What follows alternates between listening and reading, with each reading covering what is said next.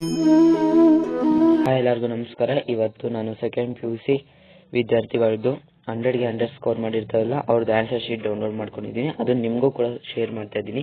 ಯಾರೆಲ್ಲ ನೀವು ಹೆಂಗಿರುತ್ತೆ ಫಸ್ಟ್ ಟೈಮ್ ಅಟೆಂಡ್ ಮಾಡ್ತಾ ಇರ್ತೀರಲ್ಲ ಸೆಕೆಂಡ್ PUC ಬೇರೆ, ಯಾವ ರೀತಿ ಇರುತ್ತೆ ಆನ್ಸರ್ ಶೀಟು, ಹೆಂಗೆ ಸ್ಕೋರ್ ಮಾಡೋದು ಔಟ್ ಆಫ್ 40 ಇರ್ತಿರ್ತಾರಲ್ಲ ಅವರು ನೀವು ಲಾಸ್ಟ್ ಇಯರ್ ಪೇಪರ್ಸ್ ನೋಡಿ ನೀವು ಕೂಡ ನೋಡ್ಕೋಬೋದು. ಯಾರಾದರೂ 100 ತಗೋಬೇಕಂತಿದ್ರೆ ಅವ್ರು ಈ ಟಿಪ್ಸ್ನ ಕೂಡ ಫಾಲೋ ಮಾಡ್ಕೋಬೋದು.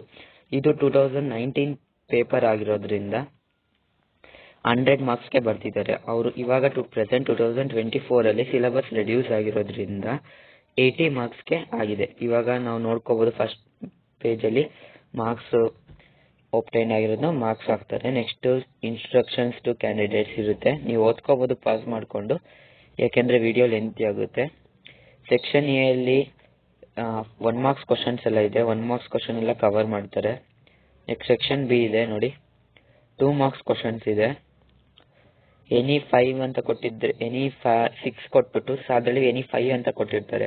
ಅವಾಗ ನೀವು 5 ಬದಲು 6 ಅಟೆಂಡ್ ಮಾಡಿದ್ರೆ ನಿಮ್ಗೆ ಅದರಲ್ಲಿ ಯಾವುದಾದ್ರೂ ಒಂದು ರಾಂಗ್ ಆಗಿದ್ರೆ ಇನ್ನೊಂದಕ್ಕೆ ಸೇರಿಸಿ ನೆಕ್ಸ್ಟ್ಗೆ ಮಾರ್ಕ್ಸ್ ಬರುತ್ತೆ. ನೋಡ್ಬೋದು, ಇದು ಮಿಕ್ಕಿದ ಎಲ್ಲದಕ್ಕೂ 2 ಮಾರ್ಕ್ಸ್, ಹಂಗೆ 2 ಅಂತ ಹಾಕಿದ್ದಾರೆ.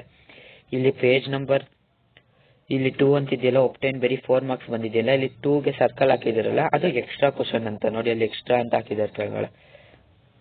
ಯಾವುದಾದ್ರೂ ಒಂದು ತಪ್ಪಾಯಿತು ಅಂದರೆ ನೆಕ್ಸ್ಟ್ ನೀವು ಕನ್ಸಿಡರ್ ಮಾಡ್ತಾರೆ ಟೀಚರ್ಸು. ನೆಕ್ಸ್ಟ್ ಸೆಕ್ಷನ್ ಸಿ ಇಂಟ್ರ 6 ಮಾರ್ಕ್ಸ್ ಕ್ವಶನ್ಸ್ ಇದೆ.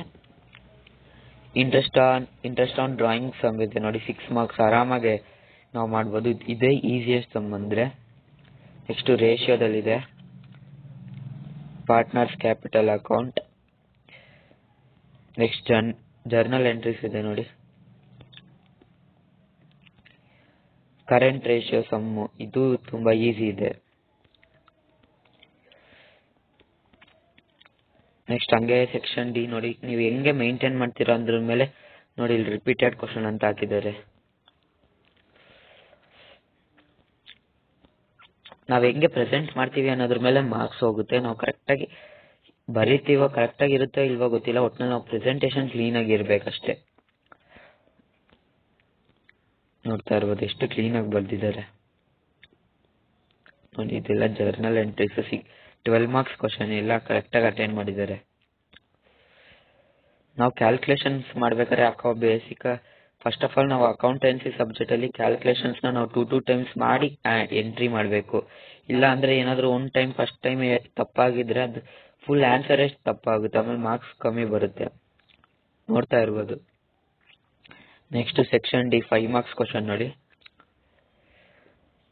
ಎಕ್ಸಿಕ್ಯೂಟರ್ಸು, ಪಾರ್ಟ್ನರ್ಸ್ ಕ್ಯಾಪಿಟಲ್ ಅಕೌಂಟ್ ಇದೆ, ಮತ್ತು ಇಲ್ಲಿ ಯಾವುದಂತ ಯಾವುದು ಶೇರ್ ಹೋಲ್ಡರ್ಸ್ ಫಂಡ್, ಯಾವ್ದು ಕರೆಂಟ್ ಲಯಬಿಲಿಟಿ ಯಾವುದು ಅಂತ ನಾವು ಹೇಳ್ಬೇಕಷ್ಟೆ. Next 12 marks section D extra question ಅಂತ ಅಲ್ಲಿ ನೋಡಿ ಮೆನ್ಷನ್ ಮಾಡಿದ್ದಾರೆ, ಎಕ್ಸ್ಟ್ರಾ ಕ್ವಶನ್ ಅಂತ ಮೆನ್ಷನ್ ಮಾಡಿ ಬರ್ತಿದ್ದಾರೆ. ನೀವು ಆದಷ್ಟು ಎಕ್ಸ್ಟ್ರಾ ಕ್ವಶನ್ಸು ಅಟೆಂಡ್ ಮಾಡಿ. ಇಲ್ಲಿ ನೋಡಿ ಅವರು ಟೀಚರ್ ಕೂಡ 12 ಮಾರ್ಕ್ಸ್ ಕ್ವಶನ್ ಎಕ್ಸ್ಟ್ರಾ ಕ್ವಶನ್ ಅಂತ ಹಾಕಿದ್ದಾರೆ. ನೋಡ್ತಾ ಇರ್ಬೋದು ಎಲ್ಲ ಕರೆಕ್ಟಾಗಿ ಬರ್ದು ಔಟ್ ಆಫ್ 4 ತೆಗೆದಿದ್ದಾರೆ. ನೀವು ಕೂಡ ಸತತ ಪ್ರಯತ್ನ ಪಡ್ತಾ ಇದ್ರೆ ನೀವು ಕೂಡ ಖಂಡಿತವಾಗೂ ಟಾಪರ್ ಆಗ್ಬೋದು. ಔಟ್ ಆಫ್ 4 ಸ್ಕೋರ್ ಮಾಡಿ ಸೆಕೆಂಡ್ PUCಯಲ್ಲಿ ಒಳ್ಳೆ ಪರ್ಸೆಂಟೇಜ್ ತಗೋಬೋದು. Thank you. All the best for